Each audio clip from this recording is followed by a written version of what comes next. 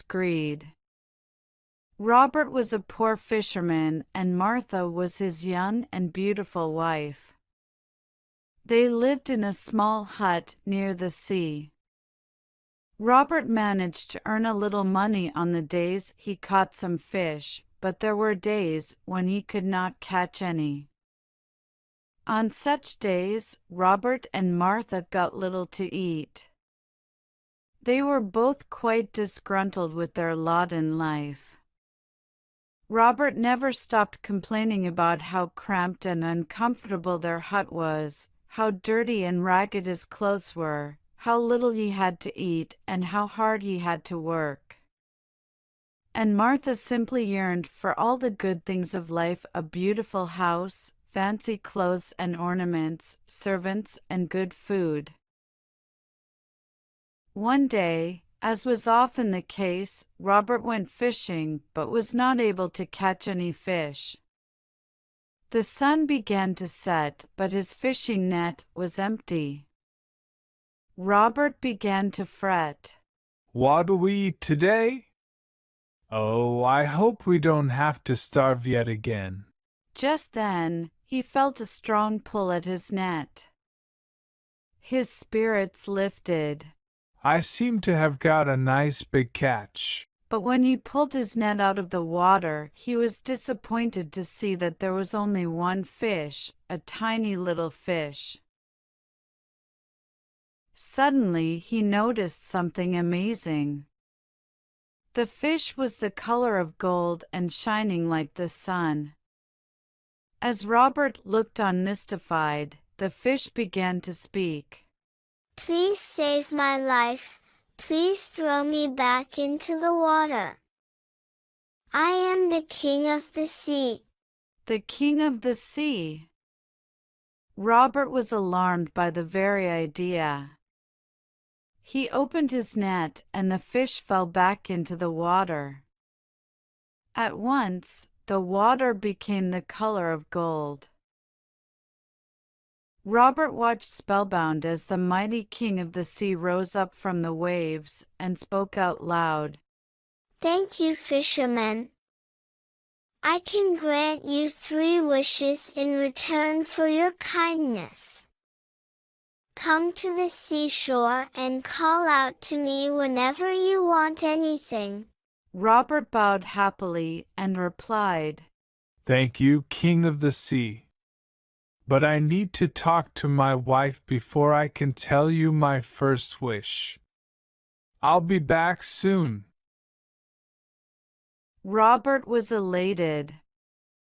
He ran back home to Martha and told her excitedly, The King of the Sea came into my net today, and I saved him by throwing him back into the water. And he has granted us 3 wishes so we can have all the things we want now. Martha was thrilled. Oh, how wonderful!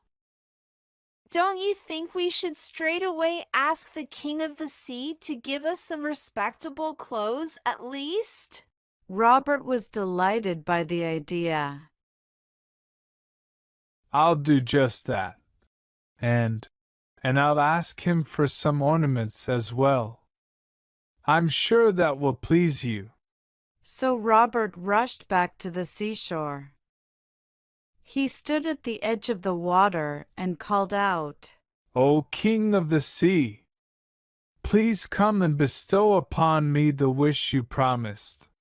Immediately, the water turned the color of gold, and the King of the Sea rose up from the water. Yes, Robert. What is your wish? Robert answered eagerly, Martha and I would like some decent clothes and ornaments. The King of the Sea replied, Go back. Your wish has come true. Robert looked down and noticed that he was now wearing a fine set of clothes. A long gold chain dangled from his neck, and there was a gold ring on his finger. He rushed home to see his wife adorned in a beautiful sari and gold ornaments. She was happily examining her many gold bangles. When she saw him, she called out, "Robert! Look! How gorgeous these bangles are! Oh, how fortunate I am!" Robert and Martha were content for just 2 days. Then they began to moan again. Martha complained incessantly about her housework, while Robert lamented all day about the amount of work he had to do just to catch a few fish. Finally, Robert decided that he would go to the King of the Sea and ask for servants who could help them with their daily chores. So Robert rushed again to the seashore and, standing at the edge of the water, called out, "O King of the Sea! Martha and I both need some servants. Please grant me my second wish." At once, the water became the color of gold, and the King of the Sea ascended from the waves and said, "Your second wish too is granted. But be careful. Remember, you have only one more wish left, so make sure you do not become too greedy." Robert went back to his hut to find Martha lying on a mat while a maidservant massaged her feet. One servant was busy with the cooking. Another was mending his fishing net, while yet another rushed forward with a mat for him. Martha beamed up at him from her mat. "Oh, Robert! Isn't this life wonderful? For the first time in my life, I feel so relaxed." Robert also lay down on his mat. He closed his eyes to savor the pleasure of the moment as one of the servants took off his slippers and began to massage his feet. Life now seemed blissful and trouble-free for Robert and Martha. But it was only a week before they began to grumble again. They began to whine that their hut had become even more cramped and uncomfortable with so many servants. Then Robert thought of asking the King of the Sea for a bigger house. Martha was overjoyed at the idea. So Robert rushed once more to the seashore and, standing at the edge of the water, called out, "O King of the Sea! I want you to give me the third wish you promised. We need a bigger house, so can we have that now?" Again the water turned the color of gold, and the King of the Sea appeared from beneath the waves. "This wish too is granted, but I warn you again.